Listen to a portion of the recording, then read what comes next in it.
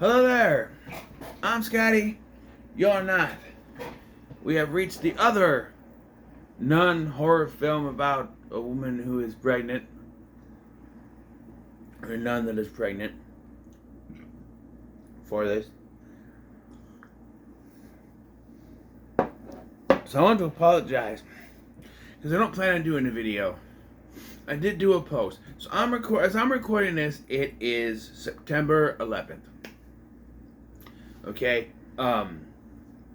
I realized this morning, on the morning of September 11th, that this coming Friday is the 13th. I completely blanked. Okay, so if you're wondering why there wasn't a video on Friday the 13th, it's because I started pre-recording these. And I hit my stride and I don't want to stop. I want to keep going. I'm trying to get through Saturdays done today. So yeah.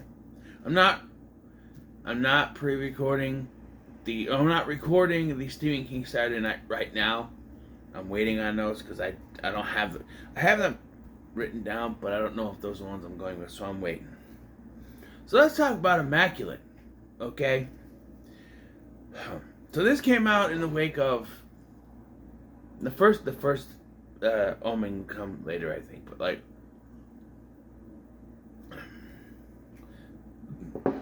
this stars Sydney Sweeney, who just did Anyone But You, and to be honest, I always saw her as the typical teen drama actress. She was in Euphoria and other stuff,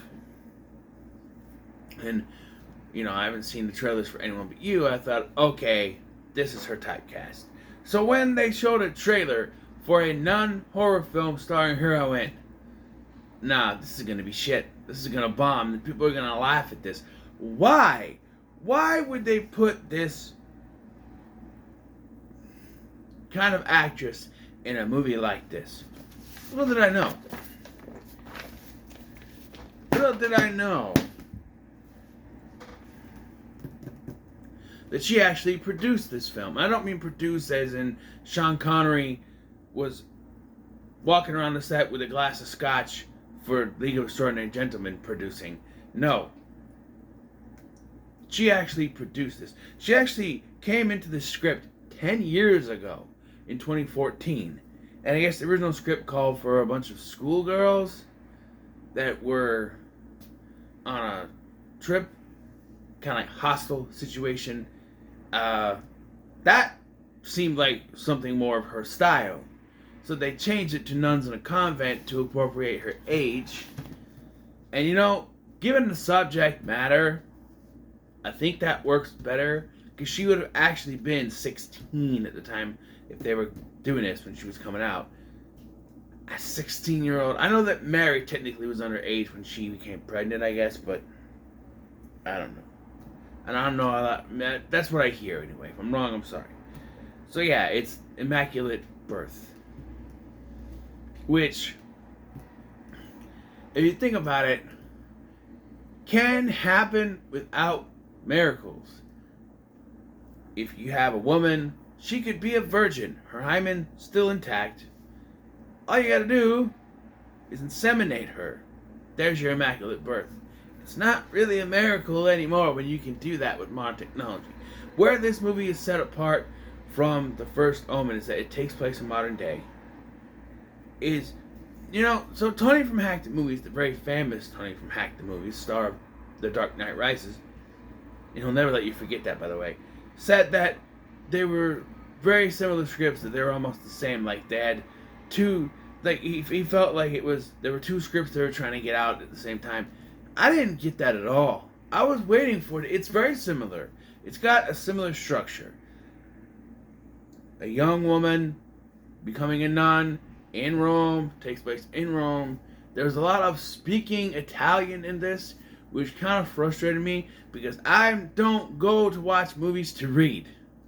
And there was a lot of dialogue. But at first I was like, okay, he's playing into the fact that she can't understand Italian, but we can. So at one point, she gets drowned by another nun there, And the nun is screaming in Italian, it should have been me, it should have been me. And I went, that's why they did it.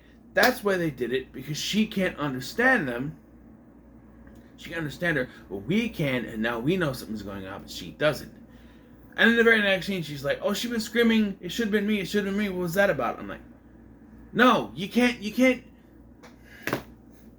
I understand that people are going to learn the language. I get that, that's normal.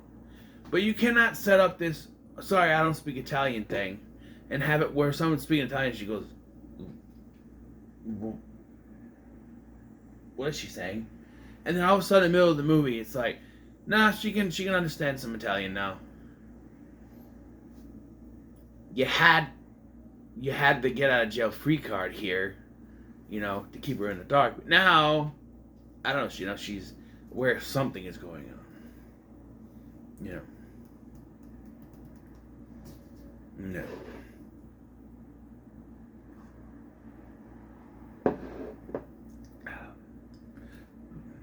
I just gotta say that Sydney Sweeney is actually pretty good in this. Although, she's like, I'm from just outside Detroit. And I'm just like, no, you're not. You're from California. You got the Californian accent going. Like, nobody knows about that. That's how she talks. She's dumbed it down in this, but she still got that kind of talk to her voice. And I was surprised to find out she's from Idaho. So I don't know where she got that Californian laid back suburban accent from. But she's got it in there. It's there. But no, I was not convinced she was from Detroit. So she was brought into faith because the character of Cecilia was. When she was younger, she fell into the ice and was technically dead for 7 minutes, but was brought back. So she thought that God saved her for a purpose. And then when she wakes up pregnant, now I felt like, if you thought that First Omen was obvious, it was subtle compared to this, because in that one she just passes out and then she wakes up and then she's pregnant. Here, there's a whole room with red lights that just indicates something's going on.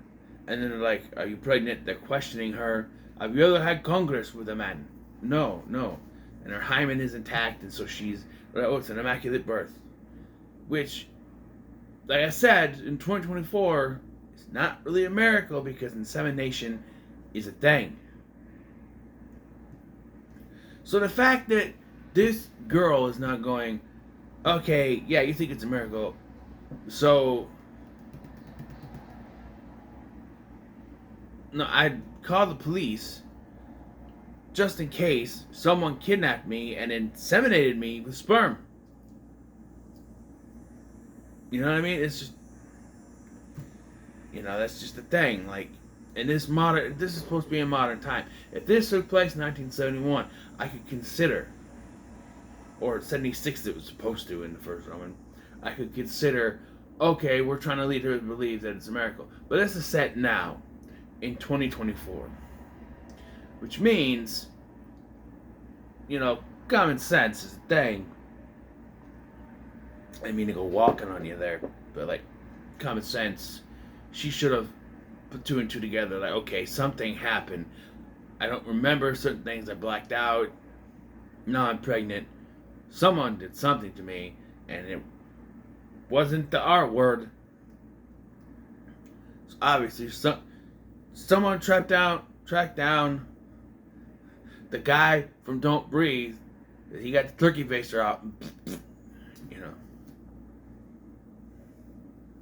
And again, there's debate that was also technically the R word.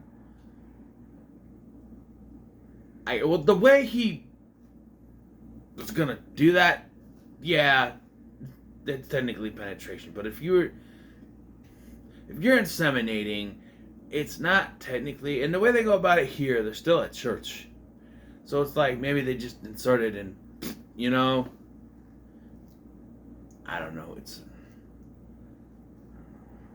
And again, though, unlike the first Omen, where they say it's a jackal who's the father, even though it's supposed to be the mother. Whose sperm is it? Is it Father Pistachio, or whatever his name is?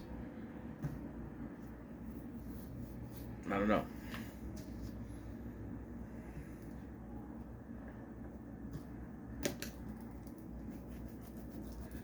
I don't know. I just don't know. It's weird. But yeah, the ending. Some people will have a problem with the ending. When I compare it to the first Omen, it's a bit more satisfying than that one. Because at least here, they actually wanted to have beginning, middle, and end, and are not trying to further a franchise that should have ended after the first movie. In my opinion. They are actually trying to tell a complete story. Because very much by the end of this movie, when she goes to do what she does, I could see like a group of, like a cult coming and sweeping, grabbing her, saving the child, and like taking her out. And then they're like, this is the next coming, sort of thing. Like, they firmly believe this is going to be their next Messiah. I had a theory that didn't really pan out after rewatching the kill count. Because I didn't notice that there's like the nails coming off and she threw up a tooth. So there's something wrong going on here. But my theory was that, so they say she's supposed to birth the Messiah. They say that there have been problems, like the children have been coming out deformed or something. But like, so towards the end of the film though, she's been this devout, believing in the faith, and as things start to go wrong, she starts to doubt the faith, right? And maybe during this pregnancy, that's what happens. She doubts the faith, she nails, she pukes, whatever. And then by the end, she's outright committing a sin. She's outright defying the Ten Commandments by killing people within the clergy, the nuns, priests. She's killing them. That's one of the commandments. Thou shalt not kill, right? I don't know them all. And I know the other one I know is thou shalt not covet another man's wife, or something like that. Which nowadays should be thou shalt not covet a person's partner. All that stuff.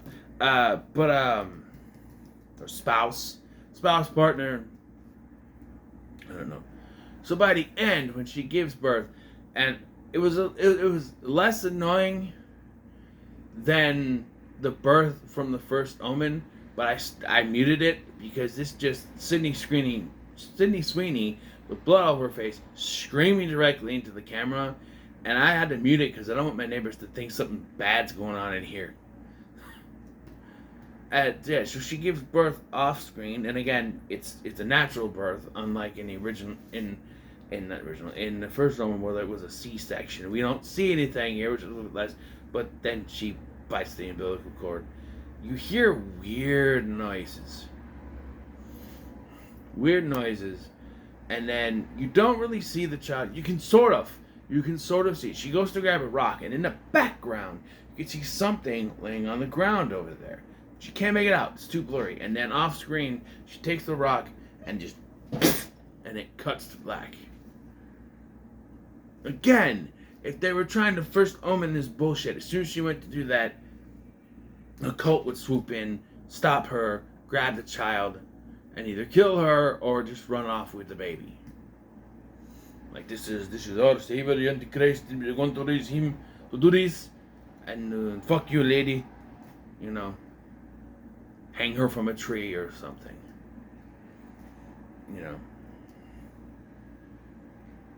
They could go an extra mile with this, and have a scene where the cop shows up to find the body, and there's a dead baby corpse there, but it's a dead baby corpse, and like the church has orchestrated this whole thing to make it look like it was her baby, and like she lost her mind, killed the nuns and everything, like they were grooming her to be the mother of a Messiah, and she couldn't take it, so she killed the baby and hung herself. or something that they could have set up. I don't know. I'm thinking too far ahead if they were trying to do a franchise, but the next movie just raising the shot. I don't know. But I do like that, unlike the first Omen, they don't try to play in those deaths from the Omen movies. It's very much, it appears to be that the church itself is committing the deaths that are happening in this movie. It's not the Final Destination style murders. No one's hanging themselves and saying, it's all for you. No, it's just, it's very well done. Very much so that I say it's pretty good. So, what are your thoughts on Immaculate? And I didn't expect to even say that when I first, again, this was another one like the first Omen where it was like, I saw the trailers and I went, no, this is gonna suck. Then no, Sydney Sweeney is not, no, I'm sorry. If you've seen what she starred in, you can't buy this. You can't. It's still a little bit off seeing what she starred in. Not the actress herself, just the characters that she's played. But, yeah. Just, I don't know. But, then I was surprised again, much like with the first Omen, when positive reviews came out, and I went, what, really? Are you sure you watched the right movie? Nah, for all my doubts, it was actually pretty good. So, yeah, so what are your thoughts on Immaculate? In the comments below, like, share, and subscribe. Thank you for watching. I've been Scotty, and I'll see you in the next one.